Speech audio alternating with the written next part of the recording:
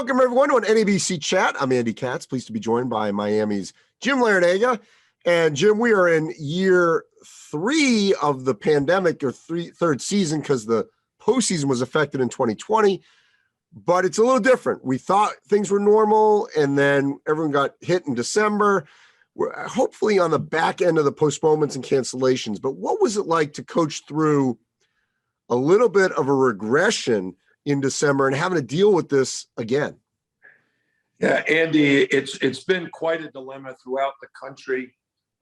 We've experienced some very good success, but then also during the Christmas break, we lost 2 guys. Sam Wardenberg and Wooga Poplar came down with it.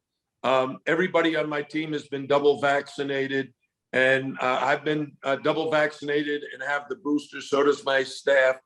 So we're trying to protect ourselves. Our athletic department and university has, I think, come up with some very good protocols. We're just trying to do the best we can under the circumstances.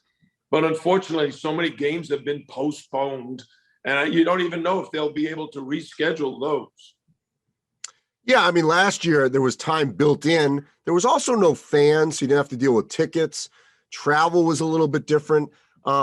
How difficult does that make it for a head coach as you're trying to plot the rest of your season and wondering, okay, is this a week where I'm going to have 3 games? I don't think anyone will have 4, but trying to decide, is it worth it? Is it needed to wedge in a game that you might need for the tournament as you try to weigh what makes the most sense? Well, I think what makes the most sense is trying to make this as normal as possible, knowing it's very abnormal. But we played at Duke the other day. The place was packed. Everybody was wearing masks. There was a lot of excitement in the arena. We played at Florida State. The place was packed. The band was playing. The building was shaking. It seemed like it was somewhat normal. But now, we're coming through this. We just had someone test positive today. So it's not normal. And there's going to be a lot of circumstances that each of us has to learn to deal with the best we can. I'm very proud of my team. Everybody's been double vaccinated. So I'm hoping that this battle with COVID is not nearly as bad as it could be if he wasn't vaccinated. And, we got to move forward. We're about a third of the way through the ACC regular season. We have a lot more games to play. So you mentioned they're double vaccinated. How much push and pull was there to even go a step further with boosting the players? Yeah, we've talked about it with a lot of them, but you have to get the parents' permission. And quite frankly, some parents are reluctant, and they're concerned about the misinformation that's out there, and they don't know who to believe. And I think that's become a tremendous problem in our society as a whole. On the court, you guys are a great example, and you've gone through this in your career, where we all have to pause sometimes and not get so result-oriented early in the season. Obviously, you guys were sort of figuring things out. Maybe the first couple of weeks didn't go as planned. And then you rip off 9 in a row, 5-0 in the ACC before that loss to Florida State. You win at Duke. In your experience, in your illustrious career, how do you manage not getting too high, too low off of those early results and not allowing your players to ride that roller coaster either? Well, I think, we all have our own jobs to do. I know the media, especially social media, they're a 24-hour news cycle. Anything that happens, good or bad, gets over-exaggerated.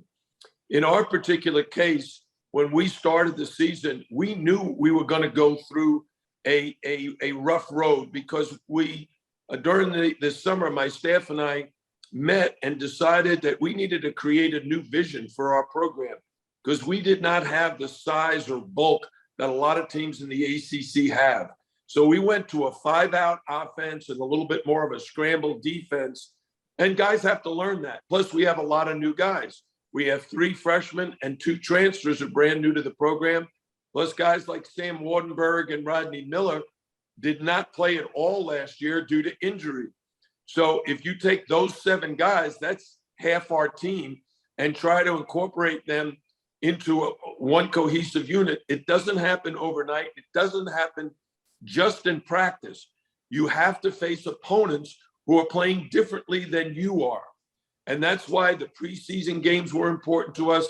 That's why playing in the exempt event was important to us. And even though we lost 2 out of 3 games there, it opened up the doors for the direction we wanted to head in. It gave us all the lessons we needed to learn about how to succeed. Even though we didn't win 2 of those games, we learned an awful lot about ourselves and improved dramatically since then.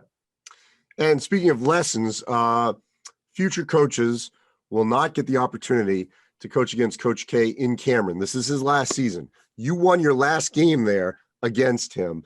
If you can, just reflect back on what that experience is like to coach against him in that packed building, that historic facility that is not going to happen in the future. It'll still be packed, still be Duke, but going against Coach K won't happen after this year.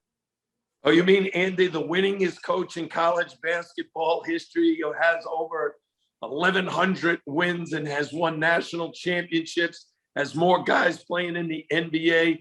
He's coached our Olympic team to gold medals. He is the cream of the crop. You know, he is the guy that every standard is set by what Coach K has accomplished during his lifetime. He's an inspiration to all coaches at every level, whether you're a youth coach, a high school coach, an AAU coach, a college coach, even NBA coaches. They rely on guidance from guys like Mike Krzyzewski. So for us to go in there and beat him in his year just before retirement is very, very special. And to know that during my 11 years at Miami, my staff and I have gone 7-7 against Coach K and his teams. So we're very, very proud of that. But as I told our fans and our radio people, it is just one win. And to win the regular season, to compete for a championship in the ACC, it's a long 20 game season. Well, Jim, I appreciate it. Love the fact that you're still going strong and winning games and keeping Miami near the top of the ACC. You've won it before. You got a great chance to potentially win it again. Stay safe, and hopefully we'll talk soon. Thank you. Always a pleasure, Andy.